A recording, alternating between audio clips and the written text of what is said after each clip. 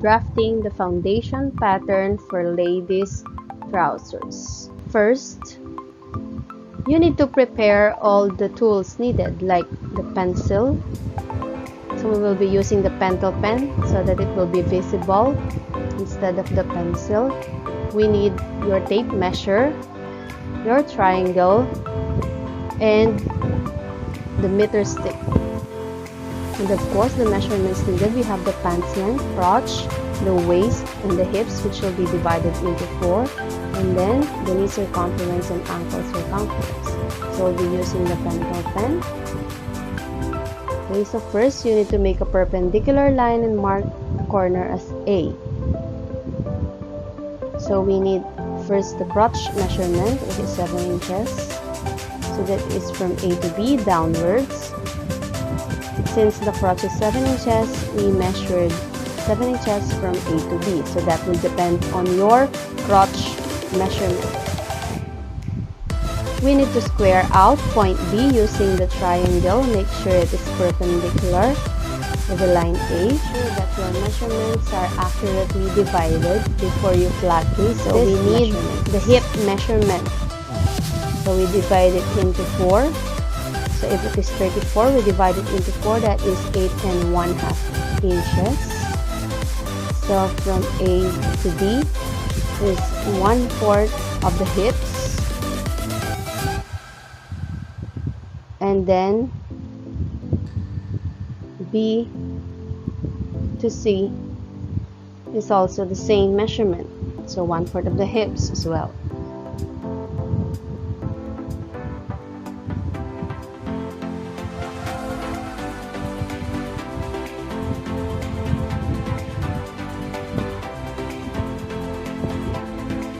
Again, from A to B is 1/4 of the hips, and B to C is also 1/4 of the hips. So we will now proceed with C to E.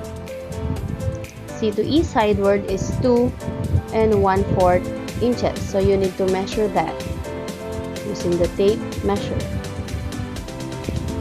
And then the next procedure is D to F sideward, going to the left, that is 1 inch. And then from C to G upward is 3 1/2 inches.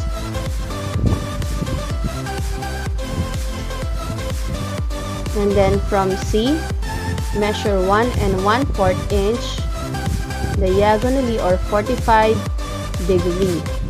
So 1 1/4 inch. So we can already shape the crotch part of the front pattern. So we started with the front pattern. So we need to connect F and G using a straight line, and then points G and E passing over the point where we put the 45 degree.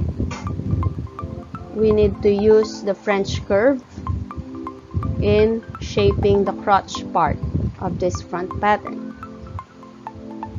So make sure the points go together as your shape.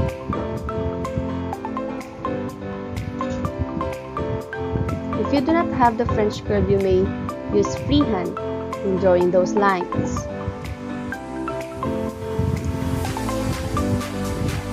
So the next procedure is we get the H by dividing line C to B into 2. So we can fold the tape measure for easier procedure. So that is your point H. And then to get the the I. So we divide line C to H into 2. And then to get the J, which is the center line, we need to divide H to I into 3. So we can fold the tape measure in dividing the measurement of H to I. So divide H to I measurement into 3 by folding the tape measure. So when we get that measurement, we will plait from H to J, going to the right side.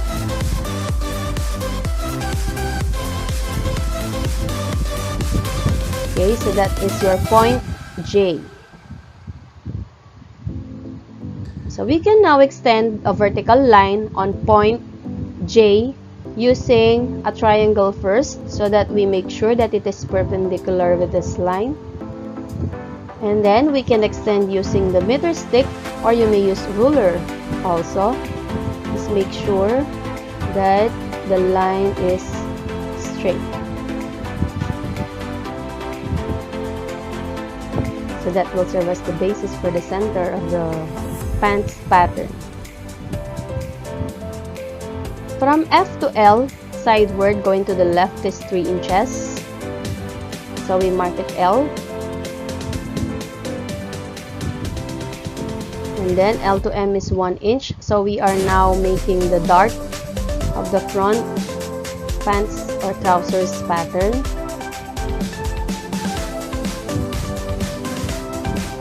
So we can measure 3 inches from the center of L and M. So we get the center so that we can connect the lines in forming the dart for the front trousers pattern. So that is the dart,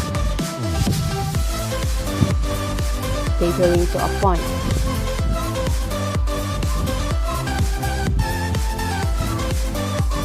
So we now need the measurement for the waist. So we need to divide it into 4. Because from F to A1, we need to measure the 1/4 of the waist plus 1 inch. So if the waist is 24, we divide it into 4, that is 6, plus 1 is 7 inches. So F to A1 is 7 inches, because F to A1 is 1/4 of the waist plus 1 inch. And then A to P upward is 1/4 inch.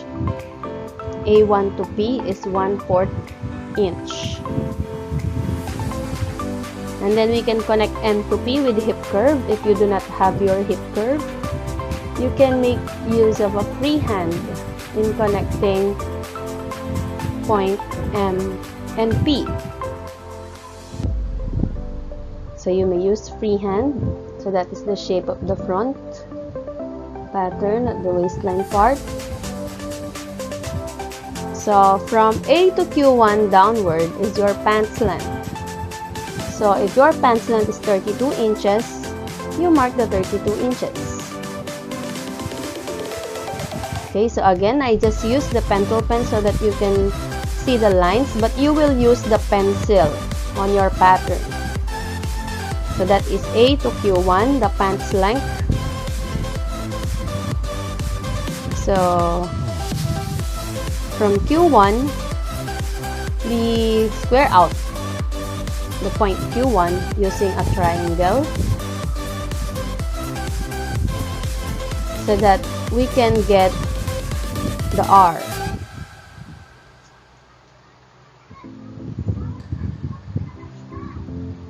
So this is how you square out.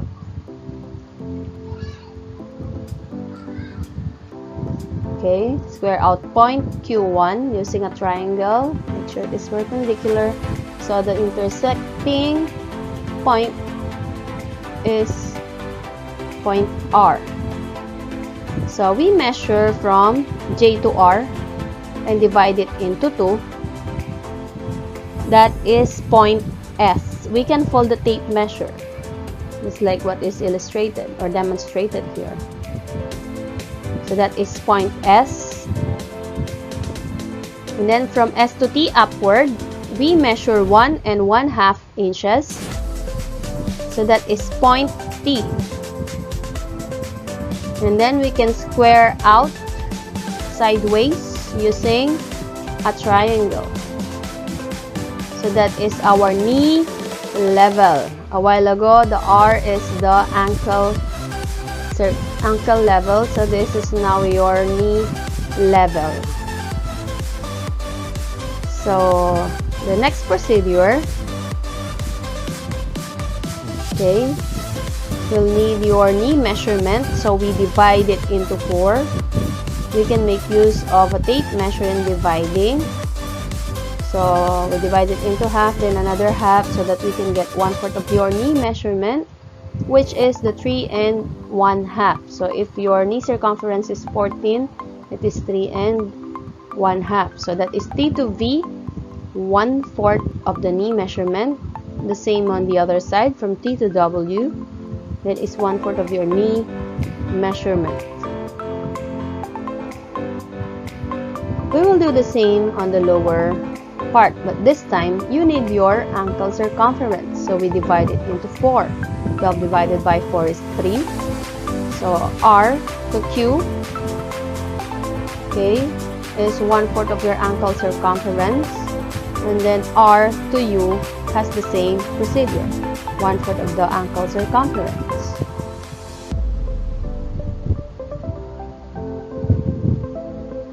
So it's almost done for the front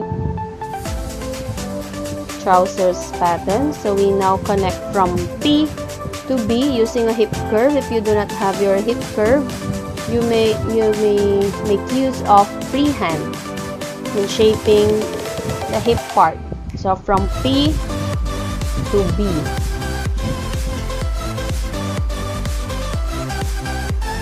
Slightly curve from P to B. Okay, and then we can make use of a freehand in connecting E to W and B to V, and then use a straight line in connecting W to U, then connect V to Q. So you can now visualize the front trousers pattern. Okay, so this is the shape.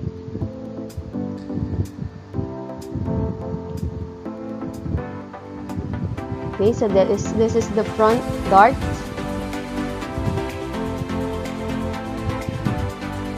So if you're going to make the lines, so this is how it goes. So we proceed with the back pattern now. From E to 1 is sideward, to the right is 1 and 1/2 inches. So that is E to 1. And then D to K, okay, we divide it into 2 and mark number 2. Again, we divided D to K into 2. We mark it point 2. And then 1 to 3 downward is 3/8 inch. So how is 3/8? The third line of the inch. 3/8.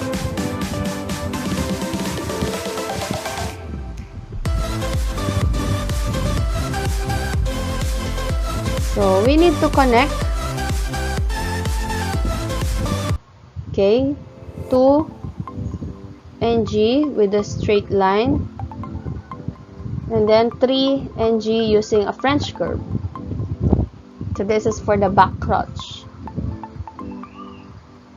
2 to G with an extension at the top. Okay, so 2 to 4 diagonally up is 1 inch, following that extended line. So we measure 1 inch from 2 to 4. So using the tape measure, measure 1 inch from 2 to 4 upward. So we may now connect a line along with the line A with an extension. So we need to measure 1/4 of the waist plus 1. Of course, we need to extend first the line A so that we can plot the 1/4 of the waist plus 1 from 4 to 5. Again, 1/4 of the waist plus 1 inch. That is 4 to 5 along with the line A.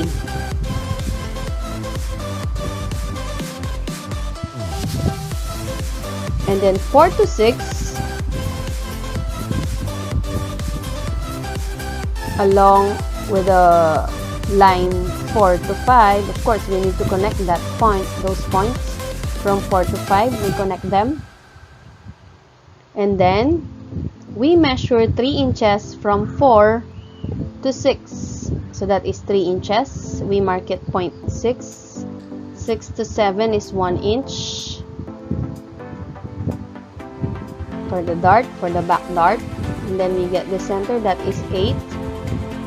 And then we square down 0.8 using a triangle. Okay, make sure it is perpendicular with the line 4, 5. And then we measure 3 inches for the back dart and connect 0.6 to 9, 8 to 9, and 7 to 9. So 0.9 is the tip point of the dart, back dart. So that is the waistline part of the back trousers pattern.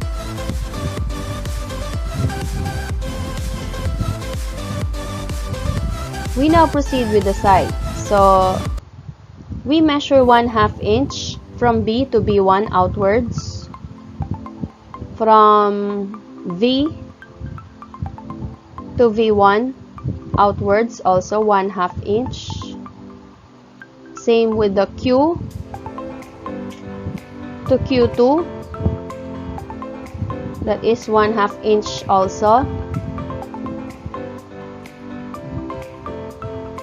And then same measurement from U to U1, so that is 1/2 inch also. W to W1, 1/2 inch. So we can now shape our back trousers pattern.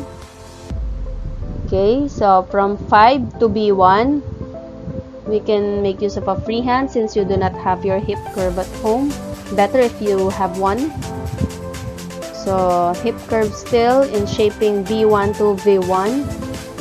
And then hip curve also. I just use the French curve here because my hip curve is not available.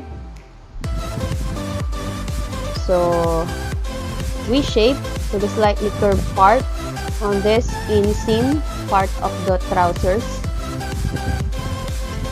From 3 to W1, W1 to U1. So from V1 to Q2. I use the hidden lines for the back pattern. So this is our ladies trousers pattern. So this is one for the waist plus one. This is the side part, okay, of the trousers. This is the crotch part, okay, and then inseam. So this is the back dart, the front dart, okay, the waistline part of the front from F to A1, and then this, okay, the level, okay, so that is the front crotch. So this is the knee level, the ankle level, and the hip level. So this is the ladies trousers pattern.